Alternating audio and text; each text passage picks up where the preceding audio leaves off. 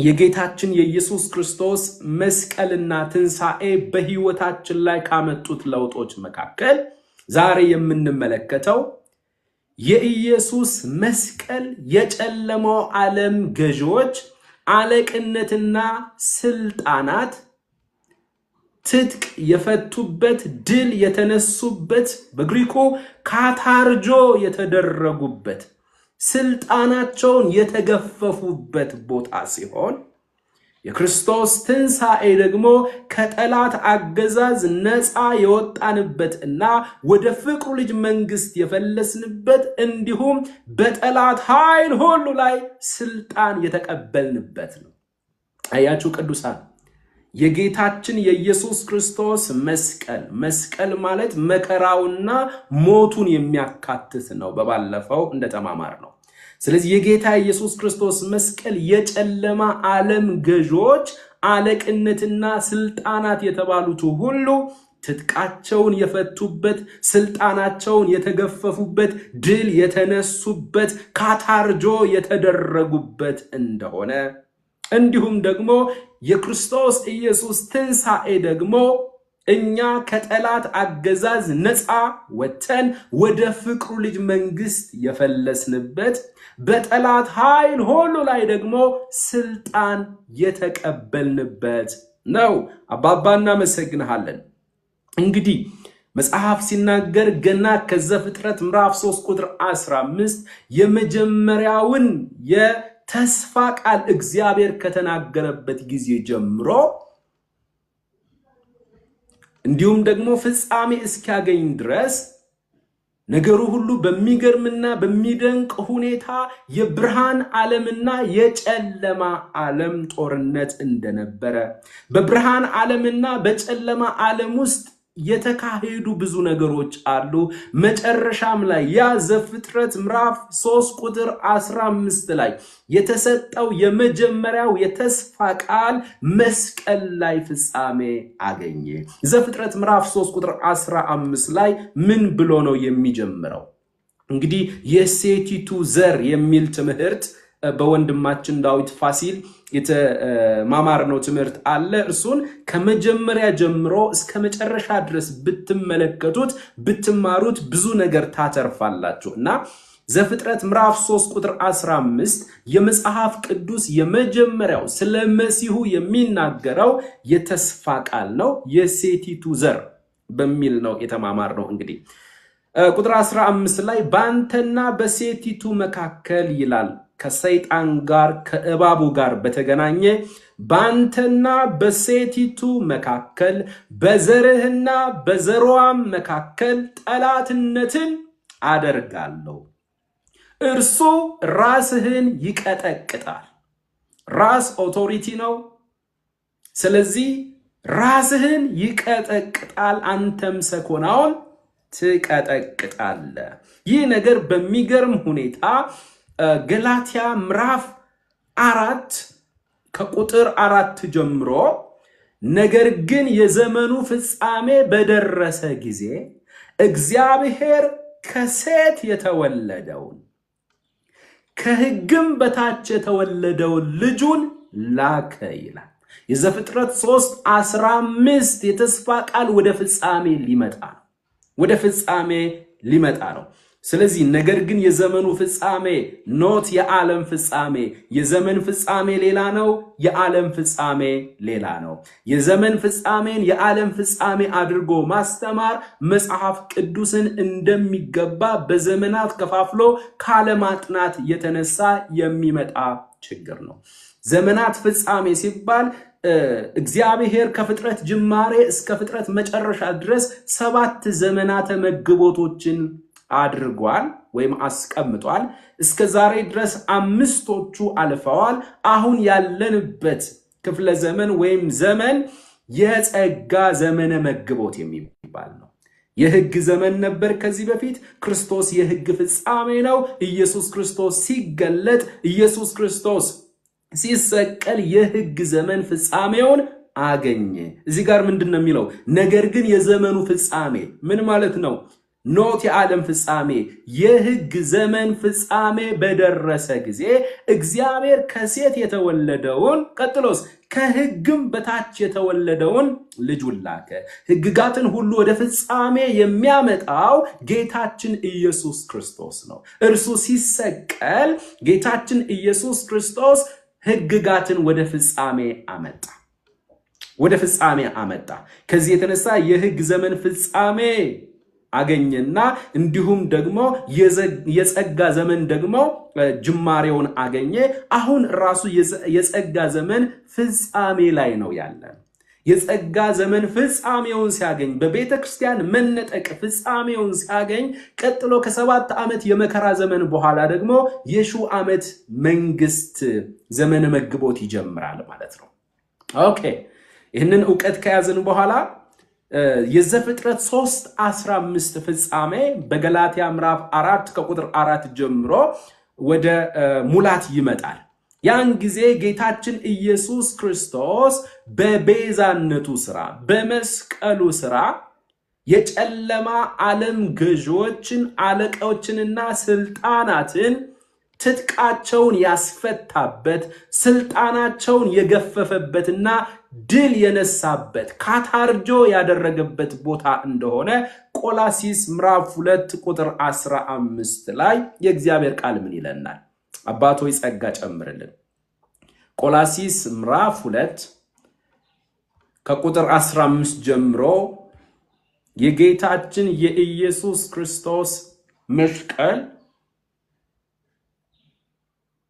ከቁጥር 14 እስኪን ጀምሮ ሐሳቡ ከዚያ ጋር ይገናኛል።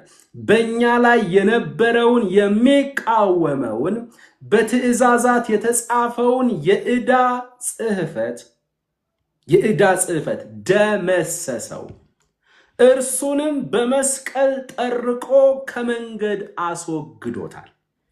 ተመልከቱ። ቀጥሎስ አለቅነትንና ስልጣናትን ገፎ ድል በመንሳት በእርሱ እያዞራቸው በግልጥ አሳያቸው። ኢየሱስ ክርስቶስ በመስቀሉ ሥራ ኢየሱስ ክርስቶስ በመስዋዕትነቱ በመስቀሉ ሥራ አለቅነትንና ስልጣናትን ድል እንደነሳ አለቅነትንና ስልጣናትን የጨለማው ዓለም ገዢዎችን በሙሉ ካታርጆ እንዳደረጋቸው ድል እንደነሳቸው ትጥቅ እንዳስፈታቸው መጽሐፍ ቅዱስ ያስተምረናል።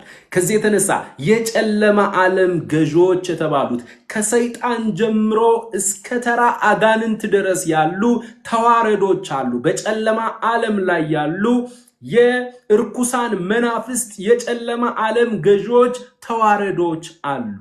እነዚያን ከሰይጣን ጀምሮ እስከ ሰፈር አጋንንት ድረስ ያሉትን ጌታችን ኢየሱስ በመስቀሉ ሥራ ብቻ ድል እንደነሳቸው ትጥቃቸውን እንዳስፈታቸው ካታርጆ ወይም ሽባ እንዳደረጋቸው መጽሐፍ ቅዱስ በእርግጥ ያስተምረናል። ከዚህ የተነሳ በብሉይ ኪዳን ዘመን መሲሁ ከመገለጡ በፊት በመስቀል ላይ ስለ ኃጢአታችንና ስለ በደላችን ሞቶ እንዲሁም ደግሞ ከጨለማ አገዛዝ ከጨለማ ኃይላት ነፃ ከማውጣቱ በፊት ራሱን ከመክፈሉ በፊት ኤቭሪባዲ በጨለማ ኃይላት ቁጥጥር ስር እንደነበረ በሁሉም ላይ ስልጣን የነበረው በማያምኑ ሰዎች ላይ አሁንም ስልጣን ያለው የዚህ ዓለም ገዢ የተባለው ዲያብሎስ በእኛ ላይ ስልጣን እንዳይኖረው ጌታችን ኢየሱስ ክርስቶስ በመስቀሉ ሥራ ድል እንደነሳው የጨለማ ዓለም ገዢዎችን አለቅነትንና ስልጣናትን ሁሉ ጌታ ኢየሱስ ክርስቶስ ድል እንደነሳቸው ቅዱስ ቃሉ ያስተምረናል። ቀጥሎ ዕብራውያን ምዕራፍ 2 ቁጥር 14 ላይ ዕብራውያን ምዕራፍ 2 አባቶይ ጸጋ ጨምርልን። ዕብራውያን ምዕራፍ 2 ቁጥር 14 ላይ እንግዲህ ልጆቹ በስጋና በደም ስለሚካፈሉ እርሱ ደግሞ በሞት ላይ ስልጣን ያለውን በሞት እንዲሽር ጭራሽ በሞት ላይ ስልጣን የነበረውን ዲያብሎስን ኢየሱስ ክርስቶስ በሞቱ ሻረው። ኢየሱስ ክርስቶስን ግን በሞት አስሮ ሊይዘው በሞት ስልጣን ውስጥ አድርጎ ሊያስቀረው አልቻለም።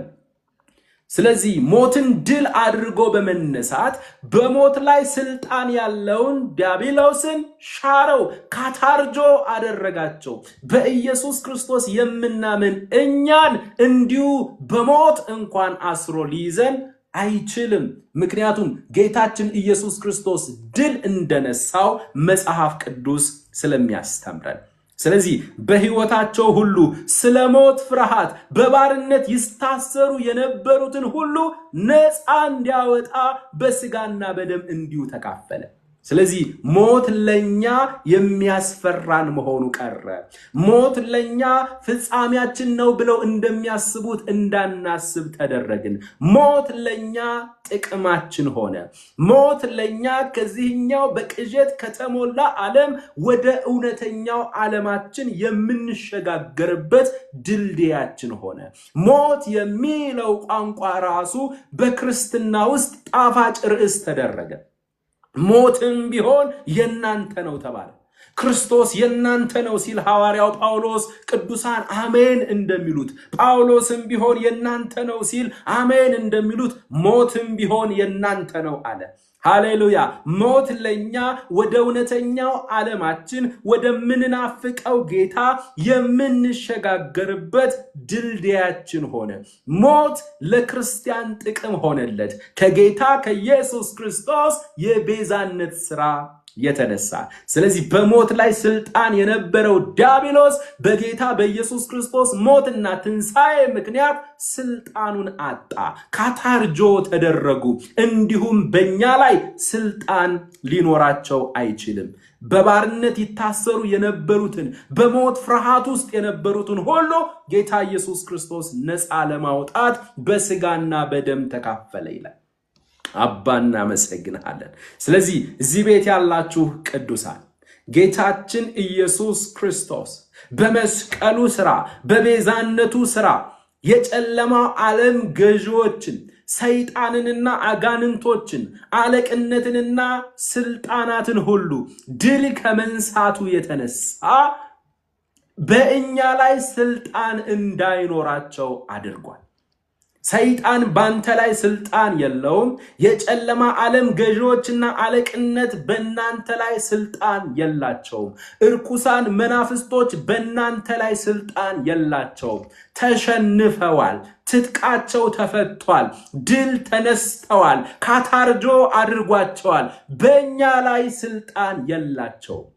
መጽሐፍ ቅዱስ እርሱ እግዚአብሔር ከጨለማ ስልጣን አዳንን ተብሎ እንደተጻፈ በጌታችን በኢየሱስ ክርስቶስ የቤዛነት ሥራ በጌታችን በኢየሱስ ክርስቶስ የመስቀል ሥራ አማካኝነት አምላካችን እግዚአብሔር ከጨለማ አገዛዝ ነፃ አውጥቶናልና እንዲሁም ደግሞ ጌታችን ኢየሱስ ክርስቶስ በመስቀሉ ሥራ የጨለማ ዓለም ገዢዎችን አለቅነትንና ስልጣናትን ትጥቃቸውን ስላስፈታ ድል ስለነሳቸው ስልጣናቸውን ስለገፈፋቸው በእኛ ላይ አንዳች እንኳን ማድረግ እንዳይችሉ ተደርገዋል።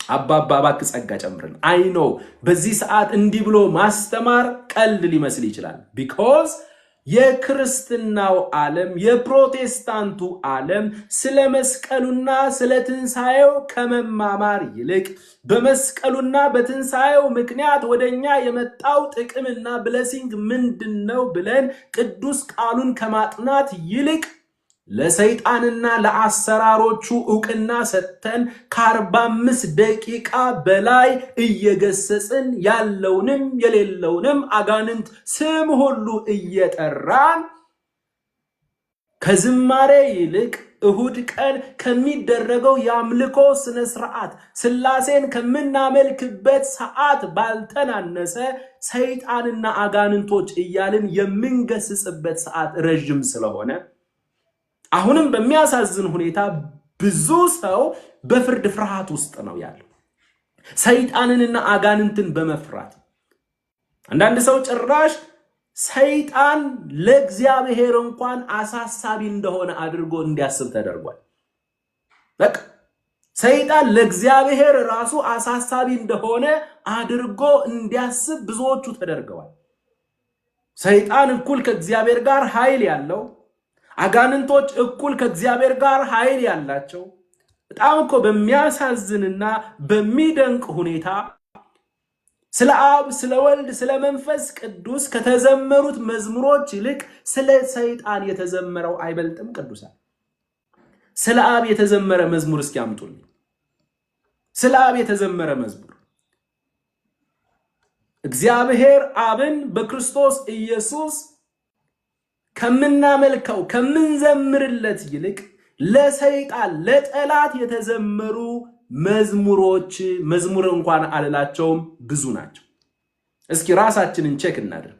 አሁን ስለ አብ የተዘመሩ መዝሙሮችን አምጡ ብላችሁ ከ5 አታልፉ። ስለ ሰይጣን ግን ብላችሁ በየአይነቱ ነው ባገኘነው አጋጣሚ ኢየሱስንና ሰይጣንን እያጣላን በመጨረሻም ላይ በመዝሙሮቻችንና በስብከቶቻችን ኢየሱስ ድል ነሳ እያለን ስሜቶቻችንን ሁሉ እያንጸባረቅን ያለን የጨለማ ዓለም ገዢዎች እሁድ ላይ በቃ እንገስጻለን።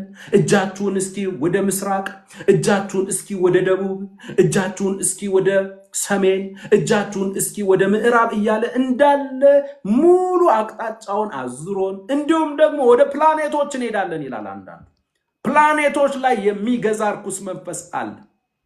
7ቱን ነው 9ኙን ፕላኔት አስጨርሶን ከዛም ደግሞ ወደ ከዋክብቶች እንሄዳለን ብሎ እንዲሁም ደግሞ በቃ ወደ ጋላክሲዎች ሁሉ ወስዶን ናሽናል ጂኦግራፊ ይሁን ምን ይሁን ሳናግራ ገብቶን ብዙ ጊዜ አብዛኛው ህዝብ እንደዛ አብዛኛው አንድ ወዳጅ አለ አንማቀው ነው ከ300 ነው ከ400 በላይ ያጋንንት ስሞችን አቃለሁ ይለኛል። የጌታ የኢየሱስ ክርስቶስን ስም ግን ከዘፍጥረት ጀምሮ እስከ ራእይ ድረስ አያውቅም። እንደ ትልቅ መንፈሳዊ ነገር ነው የሚያወራው። እንደ ትልቅ ከ300 ነው ከ400 በላይ ያጋንንት ስሞችን አቃለሁ። ሰውየው ታዲያ ኮት ቀይሮ መድረክ ላይ ቆመ እንጂ እኮ አገር ቤት ካሉት ጋቢ አድርገው ከሚቆሙት ደብተራ እኮ አይተናነስም። እውነት እላችኋለሁ ቅዱሳን፣ እውነት እላችኋለሁ ጌታችን ኢየሱስ ክርስቶስ በመስቀሉ ሥራ በመስቀል ላይ ድል ነስቶ ከአገልግሎት መስጫ ክልል ውጭ አድርጎ ባንተ ላይ ሰይጣንና አጋንንቶቹ ስልጣን የላቸውም። ባንቺ ላይ ሰይጣንና አጋንንቶቹ ስልጣን የላቸውም። ቢያንስ በምንጸልይበት ጊዜ እኮ ልንገስጽም የሚገባን እኮ አጋንንቱ ራሱን ሲገልጥ ነው። በሌለበት መጮህ እኮ ትክክል አይደለም። አጋንንቱ በሌለበት አንተ አዲስ አበባ ላይ ሆነ ሐረር ላይ ያለ መንፈስ ማለት የለብም። ሐረር ላይ ያሉ ቅዱሳን አሉ። በቃ ራሱን ከገለጠ ነው እኮ። አሁን መጽሐፍ ቅዱስን ስታጠኑ ጌታችን ኢየሱስ ክርስቶስም ሐዋርያቶችን ራሱን ርኩስ መንፈስ ራሱን በሚገልጥበት ሰዓት በጌታ በኢየሱስ ክርስቶስ ስም ያዙት ነበር ሐዋርያቶች። በሌለበት ግን ሐዋርያው ጳውሎስ ሲያዝ ሰምታችኋል። በሌለበት ማርስ ላይ ያለ እስኪ አንድ ላይ ማርስ ላይ ያለ ወጋው በሉት እስኪ። እንደገና ወደ ጁፒተር እንሄዳለን፣ እንደገና ወደ ፕሉቶ እንሄዳለን አላለም ሐዋርያው ጳውሎስ። ከየት አመጣችሁት? ስለዚህ ስለ ሰይጣንና ስለ አሰራሩ እዛ ጋር ስላለው ስለ ጨለማ ነገር በጣም ስለተወራ ቤተክርስቲያን ውስጥ አብዛኛው ህዝብ ፈሪ ሆኗል። ኮሽ ባለ ቁጥር የሚደነግጥ ሆኗል። ምክንያቱም ስለ አንድ ነገር በብዛት በተደጋጋሚ በሰማህ ቁጥር ያ ነገር ይቆጣጠራል።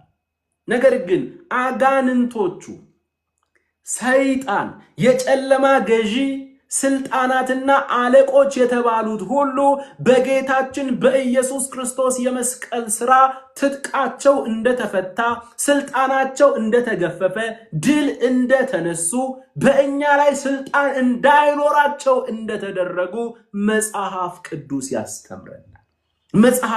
ያስተምረናል። ስለዚህ ቅዱሳን በደንብ በዚህ አቅጣጫ መማማር ስላለብን ከዚህ በፊት ምናልባት በኤፌሶን መልእክት ጥናታችን ላይ የመጨረሻው ምዕራፍ 6 ከቁጥር 10 በኋላ መንፈሳዊ ውጊያ በሚል በደንብ ተማምረናል። አንድ ቀን እንግዲህ ወደ ቲክቶክ እናመጣዋለን። መንፈሳዊ ውጊያ በሚል ማለት ነው። ኮንፊውዝድ ሆኖ ነው ያለው ብዙ ሰው ግራ ተጋብቶ ነው ስለ ጨለማው ዓለም ሲያወራ መንፈሳዊ የሚባልበት ግራ የሚያጋባ ዘመን ላይ ነው ያለነው። ጥልቅ ደርሽ መጣው ሰይጣንና አጋንንቶቹ እንዲና እንዲያ ያደርጉ ነበር። የጥልቁ አሰራር ምን እንደሚመስል እያሉ ሲያወሩ ትውልድ አፉን ከፍቶ ነው የሚሰማቸው። እንደዚህ አይነት መጽሐፍቶችን ለመግዛት ነው የምንሮጠው። ስቴሽነሪ እንሄዳለን። ይሄ ምንድነው? የኤፌሶን መልእክት። የኤፌሶን መልእክት ስዕል የለው፣ ዝም ብሎ ጽሑፍ ማብራሪያ ብቻ ነው። የኤፌሶን መልእክት ማብራሪያ ይላል። አይ አይደለም። እሺ ስንት ነው ይሄ? 40 ብር። ቆይ እስኪ ከዛ የሰይጣንና የጥልቁ አሰራር በመለኮታዊ እይታ ሲገለጥ የሚል ደግሞ መጽሐፍ ይኖር ከኮሪያ ይመጣ። ከዚያስ እሱን ደግሞ ይሄ በጣም አሪፍ ነው፣ ይሄ ጥሩ ነው። ስንት ነው? 500 ብር አምጣው። የኤፌሶን ስንት ነው? 50 ብር 40 ብር አልገዛም፣ ጽሑፍ ብቻ ነው። ትውልዱ እንደዚህ እንዲሆን ተደርጓል። ሲጀመር ስለ ጥልቁ አሰራር ስለ ሰይጣንና ስለ አሰራሩ እንድታውቅ አልተጠራህም።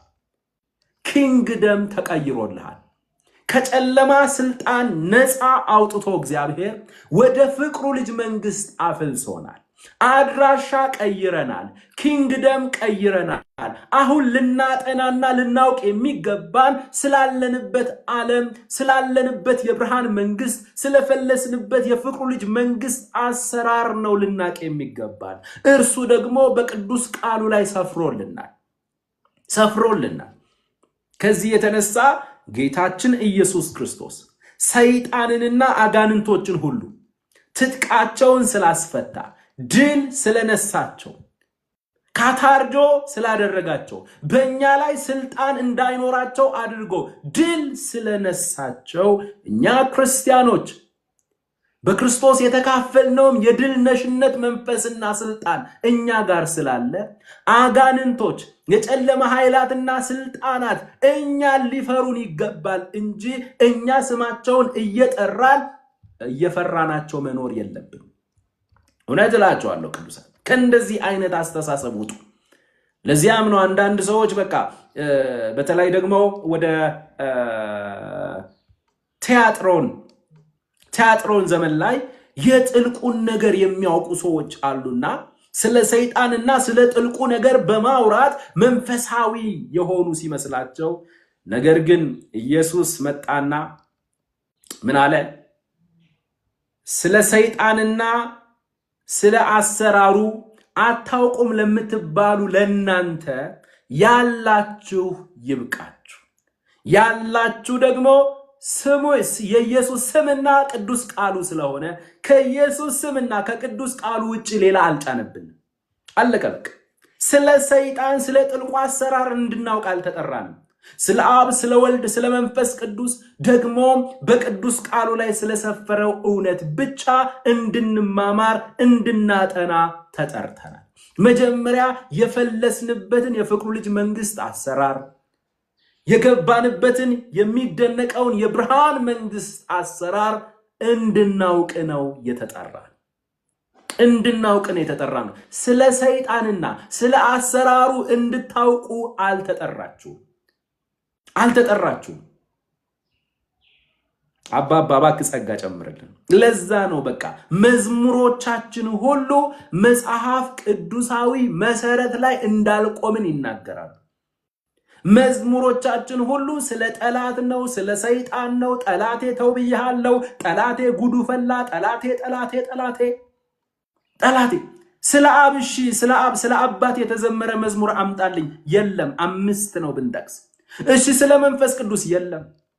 እና ኢየሱስንና ሰይጣንን እያጣላን፣ ኢየሱስንና ሰይጣንን በመዝሙራችን እያጣላን፣ ጠላቴ እንዲያድርጎ ነበር ኢየሱስ ደረሰልኝ፣ ጠላቴ እንዲያድርጎ ነበር ኢየሱስ ደረሰልኝ። በቃ መዝሙሮቻችን ሁሉ ጠላት።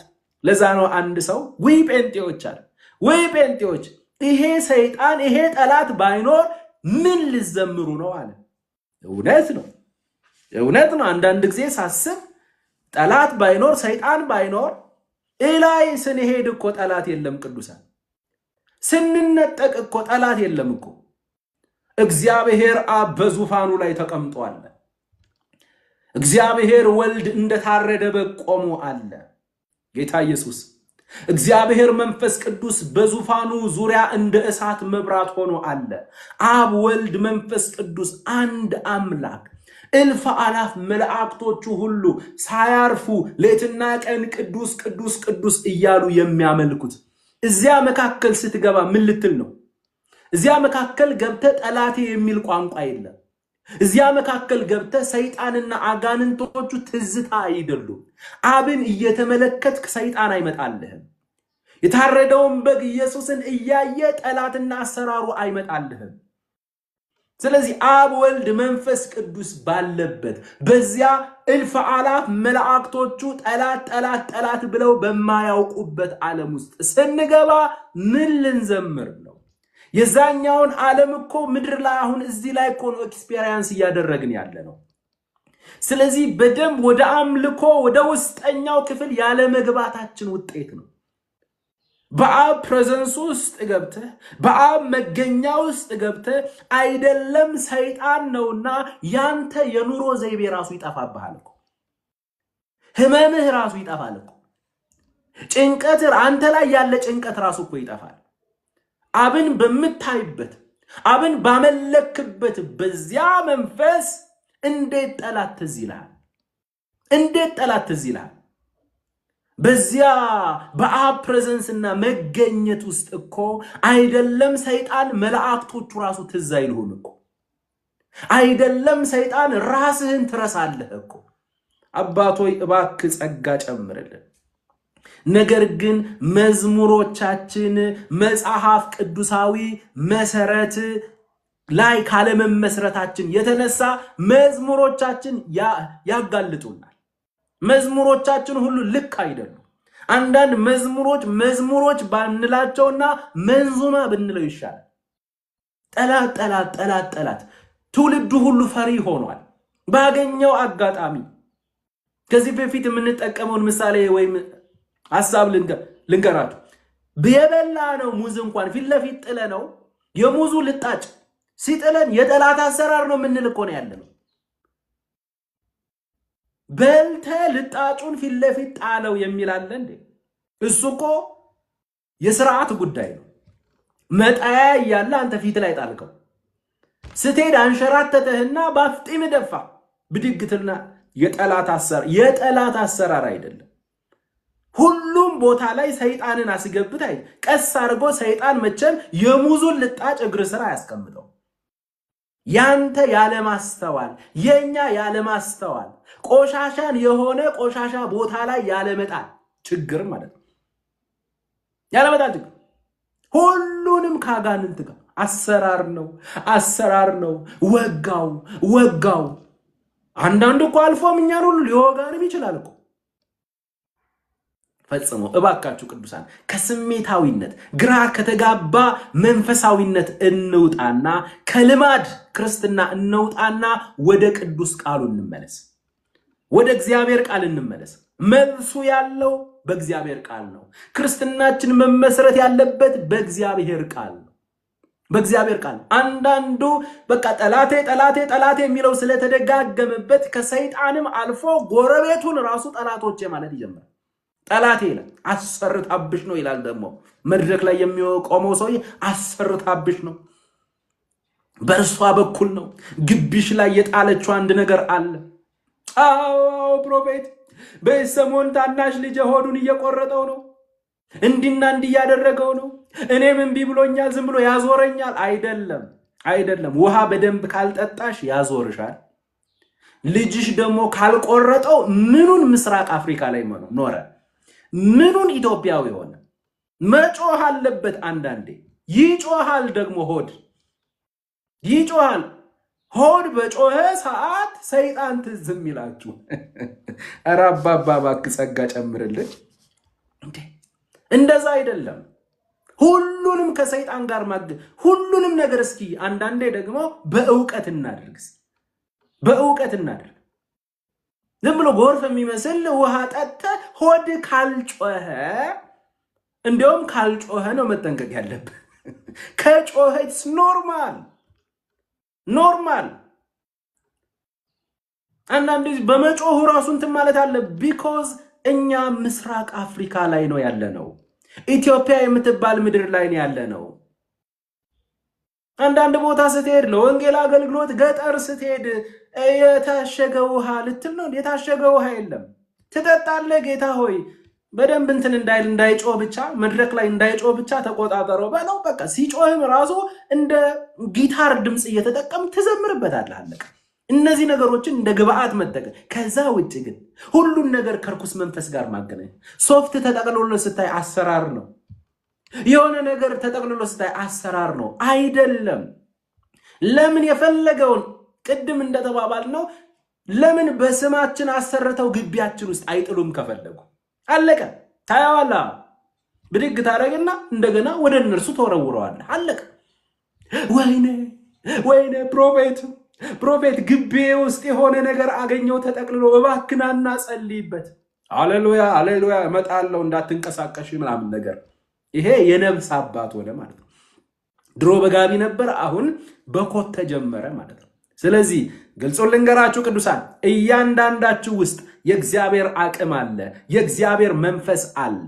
ቅዱሱ አምላክ በእናንተ ውስጥ ነው ያለው። የልጅነት ስልጣን ተሰጥቷችኋል። ከጨለማ አገዛዝ ነፃ ወጥታችኋል። ወደ ፍቅሩ ልጅ መንግስት ፈልሳችኋል። ከጨለማ ወደሚደነቅ ብርሃን የፈለሳችሁ ስልጣን የተሰጣችሁ፣ በአጋንንትና በሰይጣን ሁሉ ላይ ስልጣን የተሰጣችሁ መጽሐፍ ሲናገር አንደኛ ዮሐንስ ምዕራፍ 5 በኋላ ምን ይላል?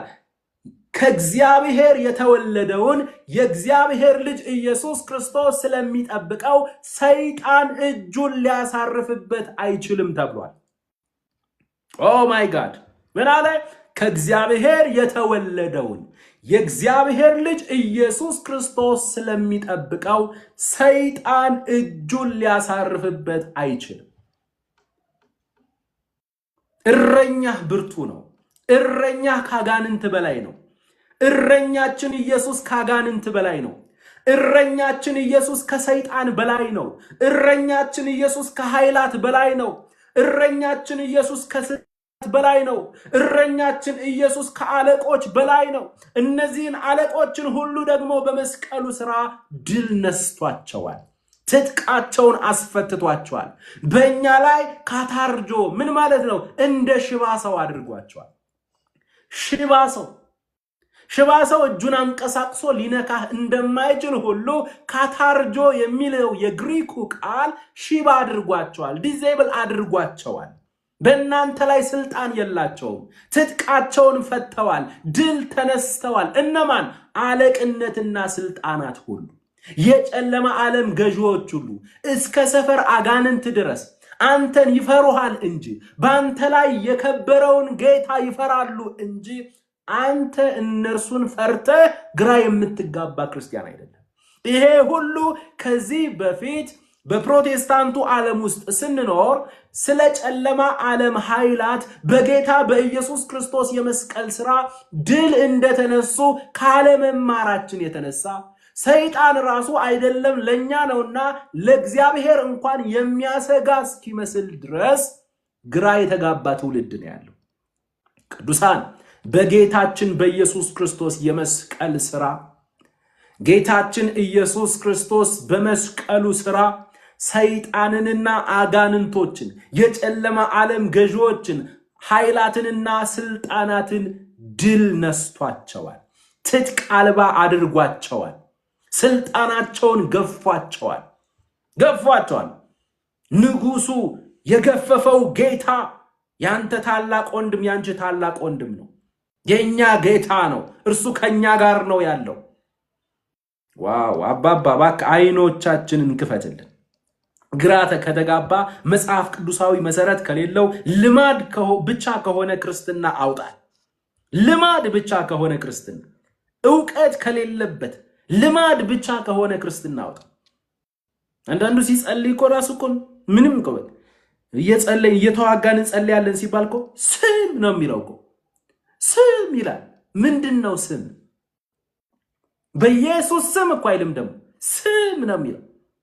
ምንድነው ስም? በማስም ራሱ የሚጮኸው አጋንንት እኮ ስም ስትለው እኮ ጥያቄ ይጠይቃል። ምን ማለት ነው? በማስም ነው የምወጣው፣ በማስም ልጩህልህ ነው እኮ ስም ይላል። በቃ አሰርኩ ስም ምንድነው ስም?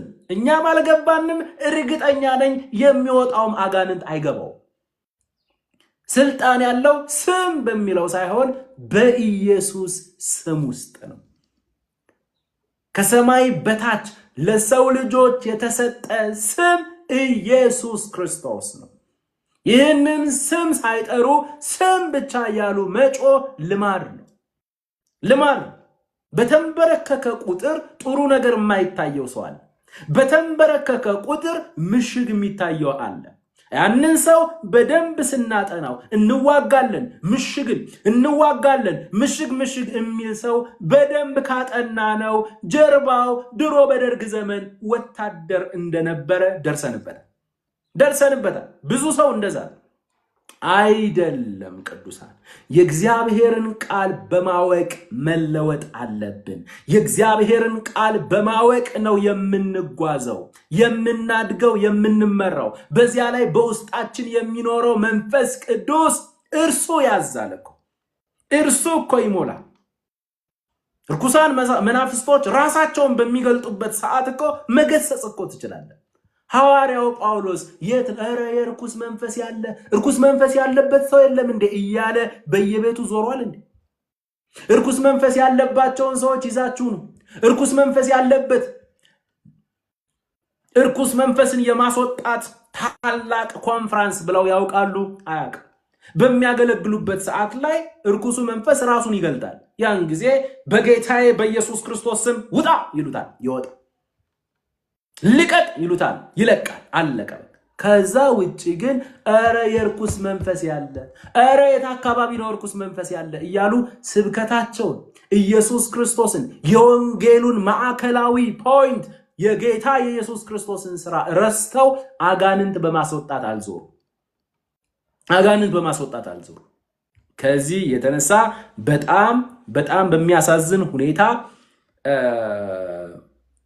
ኢትዮጵያ ላይ በመንፈሳዊ ውጊያ ዙሪያ በጣም ትልቅ ክፍተት ተፈጥሮ ትውልዱ ግራ ተጋብቶ ነው። እነግራችኋለሁ፣ ሌላ ሃይማኖት ውስጥ ያሉ ሰዎች ሰይጣንን እንደዚህ ይፈሩታል ብዬ አላስብም።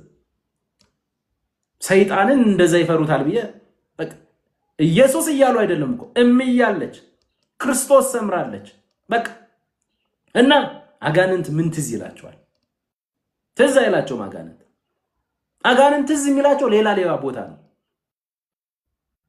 ጴንጤው እኮ ባገኘው አጋጣሚ በቃ አብን ረስቷል እኮ፣ መንፈስ ቅዱስን ረስቷል እኮ።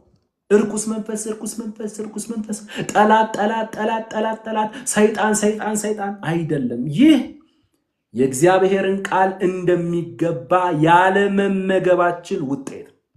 ክርስትናን ከልማድ አትጀምሩት። ክርስትናን ከጎን አትጀምሩት። ክርስትናን ከቃሉ እንጀምር። ክርስትናን ከክርስቶስ እንጀምር። ክርስትናን ከቅዱስ ቃሉ እንጀምር። ስለዚህ የኢየሱስ ክርስቶስ መስቀል የጨለማው ዓለም ገዢዎች አለቅነትና ስልጣናት ከሰይጣን እስከ አጋንንቶቹ ድረስ ድል የተደረጉበት፣ ትጥቃቸውን የፈቱበት፣ ስልጣናቸውን የተገፈፉበት ቦታ እንደሆነ መጽሐፍ ቅዱስ ያስተምረናል። ቀጥሎ የክርስቶስ ትንሣኤ ደግሞ እኛ እውነተኛ አማኞቹ ከጠላት አገዛዝ ነፃ የወጣንበትና ወደ ፍቅሩ ልጅ መንግስት የፈለስንበት እንዲሁም በጠላት ኃይል ሁሉ ላይ ስልጣን የተጎናጸፍንበት ነው። ቆላሲስ ምዕራፍ 1 ቁጥር 13 ምን ይላል? አባባ አቅም ጨምርልን። ቆላሲስ ምዕራፍ 1 ቁጥር 13 አይኖቻችንን ክፈትልን ፕሊዝ። ህዝቤ ዕውቀት ከማጣቱ የተነሳ ጠፍቷል እንዳልክ ግራ ከመጋባት ህይወት አውጣን። ከዕውቀት ነፃ ከሆነ ክርስትና አውጣን። በቅዱስ ቃል ላይ ካልተመሰረተ ልማዳዊ ከሆነ ክርስትና አውጣን። በቃ ማንም የሚናገር ቢኖር እንደ እግዚአብሔር ቃል ይናገር ተብሎ እንደተጻፈ ኑሯችን እንደ ቅዱስ ቃልህ፣ እድገታችን እንደ ቅዱስ ቃልህ፣ ምልልሳችን እንደ ቅዱስ ቃልህ፣ መዝሙራችን እንደ ቅዱስ ቃልህ፣ ስብከቶቻችን እንደ ቅዱስ ቃልህ፣ የህይወት መሰረታችን እንደ ቅዱስ ቃልህ እንዲሆንልን ከቅዱሳን ጋር በኢየሱስ ስም ተስማምተን ጸለይ። ውጡ ከልማድ ክርስትና። የልማድን ክርስትና እግዚአብሔር ዕውቅና አልሰጠው። አብዛኞቹ ክርስትናዎች የልማድ ክርስትና ጥቅስ የለው፣ በእግዚአብሔር ቃል ላይ የተመሰረተ አይደለም። እግዚአብሔር ደግሞ ከቃሉ ጋር አንዳንድ ዋናው መንፈሱ ነው ቃሉ አያስፈልግም ይላል። ቃሉ በሌለበት እንኪያስ መንፈስ ቅዱስ ሳይሆን እርኩስ መንፈስ ነው የሚሰራው። መንፈስ ቅዱስ ያለ ቅዱስ ቃሉ በሙላት ሊሰራ አይችልም። ቅዱስ ቃሉን ያከብራል። ለዛ ነው ማርቲን ሉተር ምን አለ? የእግዚአብሔር ቃል የመንፈስ ቅዱስ ሰረገላው ነው አለ። የእግዚአብሔር መንፈስ ቅዱስ የሚጠቀመው በቃሉ በኩል ነው። ለምሳሌ ከጠላት ጋር በተገናኘ ሐዋርያው ጳውሎስም ጌታችን ኢየሱስ ክርስቶስም አስተምረውናል። ኢየሱስ ሰይጣን ዲያብሎስ መጥቶ ሲፈትነው በፈተና ሰዓት ምንድን ነው ያለው? በቃ ከእርሱ እንማር። ግራ ከተጋባ ወንጌላዊ አይደለም። የልማድ ክርስትና ላይ አትመስረቱ። ኢየሱስ ምን አለ? ይህንን ድንጋይ ዳቦ አድርገህ ብላ ሲለው ምን አለ? ስም አለ እንዴ? አለ ስም ወጋው ብሏል ኢየሱስ። ወጋው 3 ጊዜ እስኪ ስም ብሏል ኢየሱስ። አላለም። ከእኔ ተማሩ ነው ያለው። እሱ መምህር ነው፣ እኛ ደቀ መዛሙርት ነን። ደቀ መዝሙር ደግሞ ከመምህሩ ይማራል፣ ከመምህሩ አይበልጥም። ስለዚህ ኢየሱስ ምን አለ? ሰው ከእግዚአብሔር አፍ በሚወጣ ቃል ጭምር እንጂ በእንጀራ ብቻ አይኖርም ተብሎ ተጽፏል። በቃ ሰይጣን ይዞ ለሚመጣው፣ አጋንንቶች ይዘው ለሚመጡት ድምጽ መጽሐፍ ቅዱሳዊ ድምጽ መልስ። የመጽሐፍ ቅዱሱን ድምጽ እነርሱ ያውቁታል። በእነርሱ ላይ ድል እንደሚነሳ ይታወቃል። እነርሱን ከአካባቢ እንደሚያርቃቸው ይታወቃል። ያንን ድምጽ ይፈሩታል። የቅዱስ ቃሉን ድምጽ ይፈሩታል። ቀጥሎስ ወደ መቅደስ አወጣውና ራስህን ከዚህ ላይ ደግሞ ወርውር፣ መላእክቶችን ስላንተ ያዛል ተብሎ ተጽፏል፣ ሰይጣንም ተብሎ ተጽፏል ይላል። ግን ቆርጦ ነው የሚያመጣው። ያን ጊዜ ኢየሱስ ምን አለው? እግዚአብሔር አምላክህን አትፈታተነው ተብሎ ተጽፏል። የዓለምን መንግስትና ነገስታት ብርቅ ነገር ሁሉ የዚህን ምድር ሀብት ሁሉ አሳየና ይህ ለኔ ተሰጥቶኛል፣ ለምወደው ለማንም እሰጣለሁና ወድቀ ብትሰግድልኝ ሲል ለእግዚአብሔር ለአምላክ ብቻ ስገድ፣ እርሱም ብቻ አምልክ ተብሎ ተጽፏል።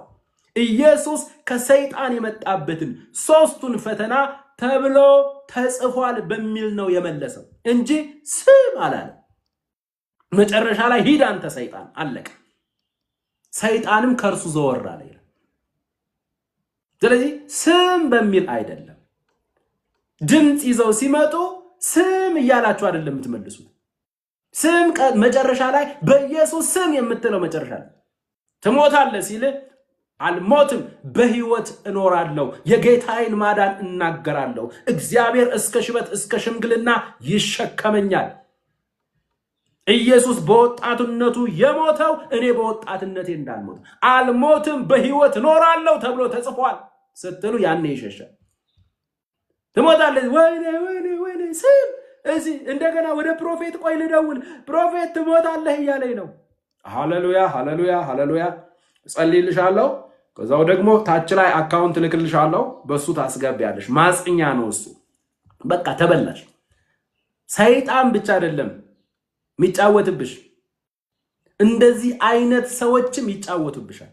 የነርሱ ጥገኛ እያደረጉ ትውልዱ ምንም የማያውቅ የነርሱ ጥገኛ። እነርሱ ካልጸለዩለት ትውልዱ በቃ በእስራት ውስጥ ሆኖ የሚቀጥል እስኪመስል ድረስ ወንድሞቼ በእኛ በአገልጋዮች ላይ ያለ በውስጣችን የሚኖረው መንፈስ ሳይሸራረፍ በእናንተም ውስጥ አለ።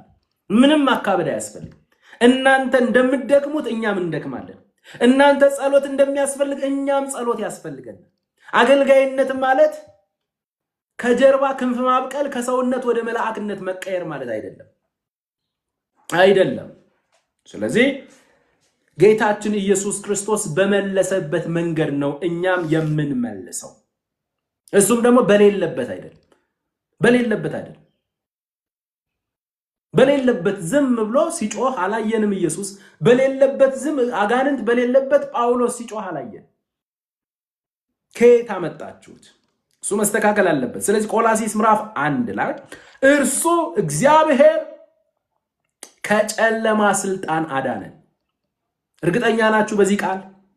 የጨለማ ስልጣን ባንተ ላይ ባንቺ ላይ በክርስቶስ ኢየሱስ ከማመናችሁ በፊት ሁለንተናችሁን ተቆጣጥሮ አእምሯችሁን ተቆጣጥሮ እንደ ፈቃዱ እንደፈለገ ሲጫወትብን እንደነበረው አሁን ላይ ጫወትብን እግዚአብሔር በኢየሱስ ክርስቶስ የቤዛነት ሥራ ምክንያት ከጨለማ ስልጣን አዳነን።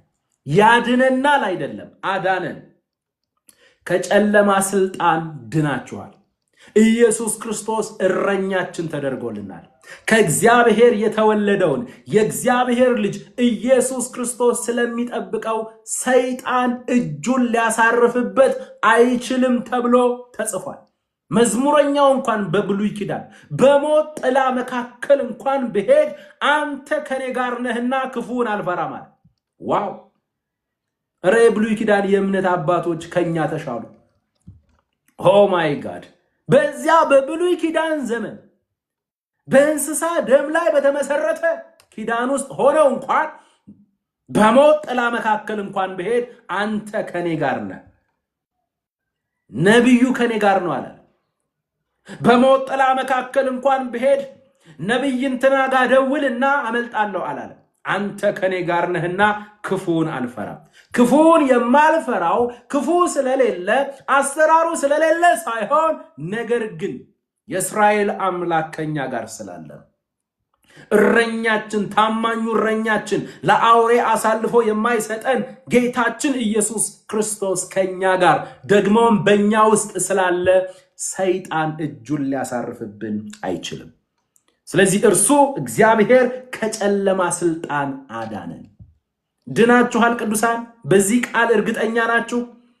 ከጨለማ ስልጣን ከሰይጣንና ከአጋንንቶች ኃይል፣ ከሰይጣንና ከአጋንንቶች አሰራር፣ ከሰይጣንና ከአጋንንቶች ኪንግደም ነፃ ወጥታችኋል፣ አምልጣችኋል።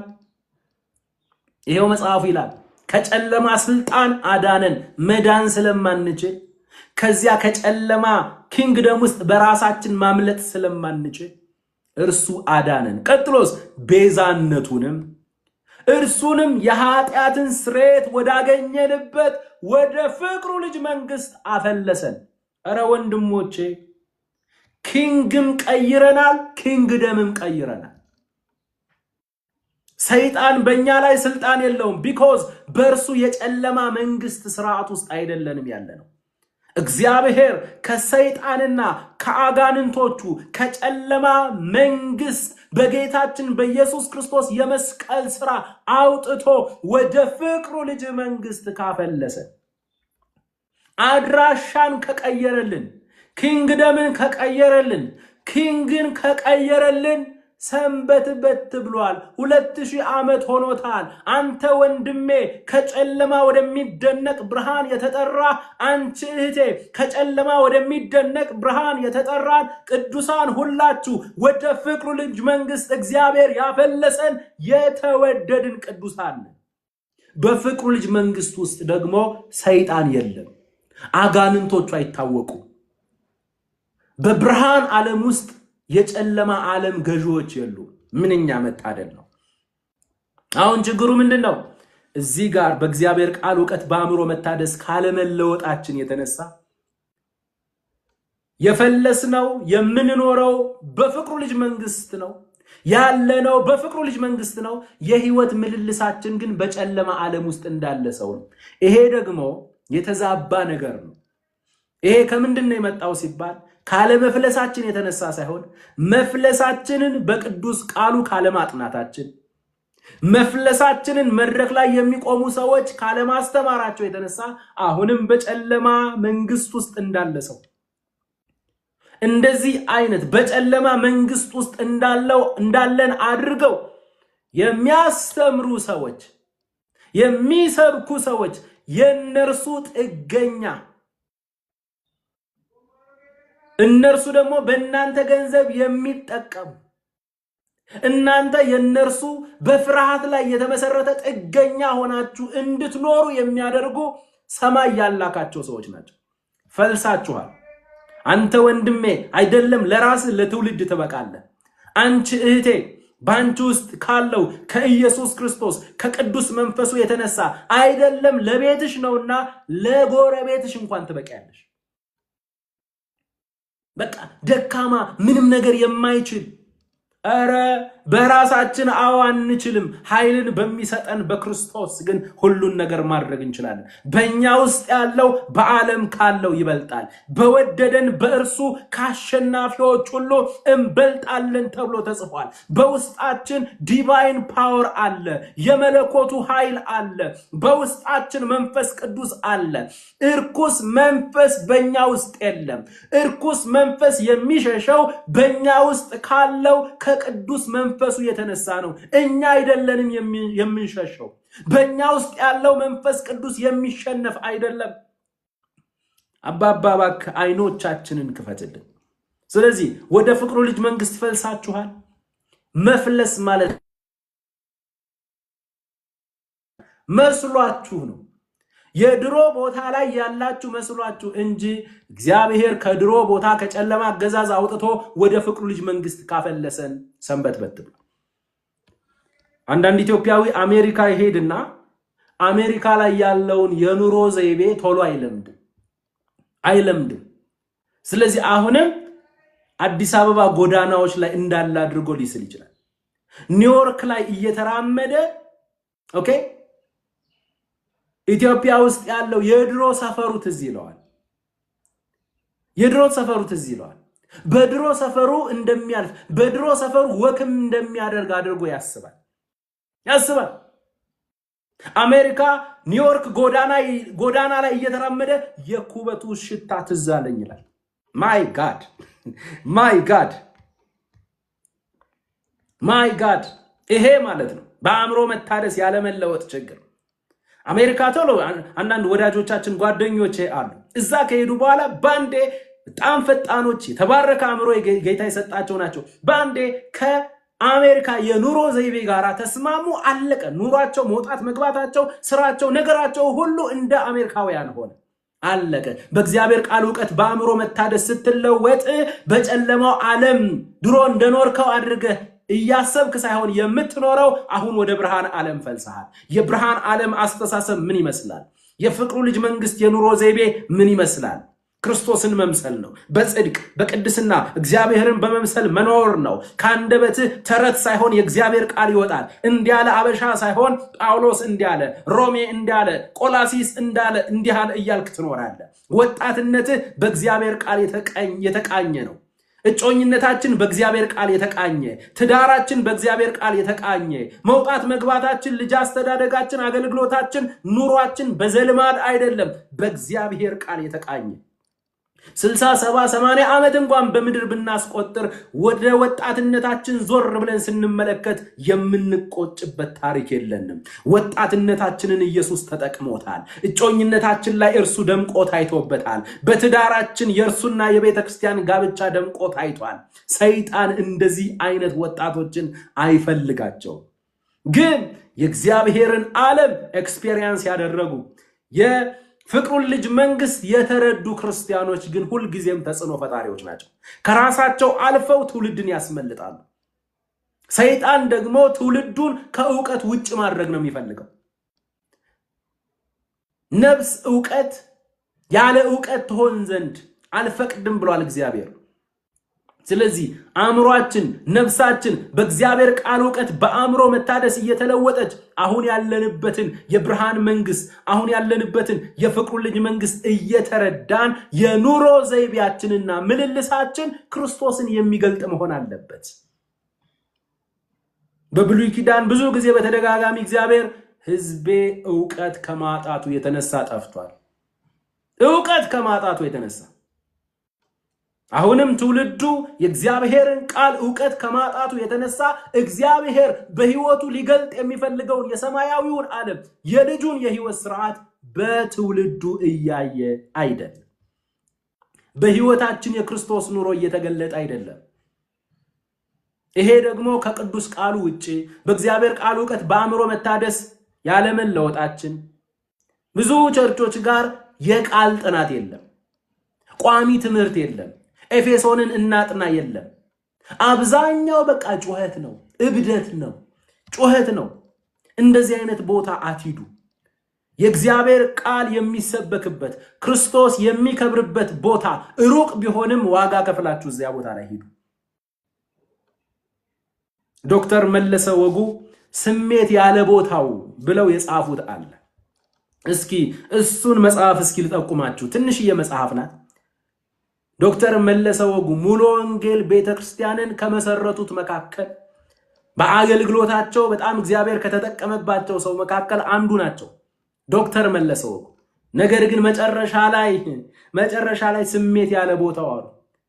ገና በወጣትነት ጊዜያቸው ገና አገልግሎት ላይ በተሰማሩበት ታይም ላይ ከእግዚአብሔር መንፈስ ይልቅ ስሜታቸውን አዳምጠው ስንት ነገር ሚስ እንዳደረጉ ከጓደኞቻቸው ከአገልጋዮች ጋር ስንት ነገር እንዳበላሹ አሁን እድሜ ሲመጣ ሰብሰብ ሲሉ መንፈሳዊ ነገር በደንብ ሲገባቸው ያን ጊዜ ያበላሹት ገባቸውና ስሜት ያለ ቦታው ብለው ጻፉ።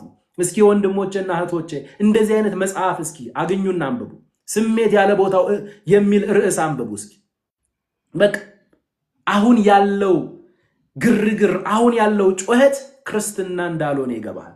አሁን ያለው ሸሚዝህን አውልቀህ የምትዘለው መዝለል ክርስትና እንዳልሆነ፣ አሁን ያለው በየቆርቆሮው የሚሮጠው ሩጫ በሰው አናት ላይ ወንበር እየተባበሩ መሮጥ ክርስትና እንዳልሆነ ይገባል።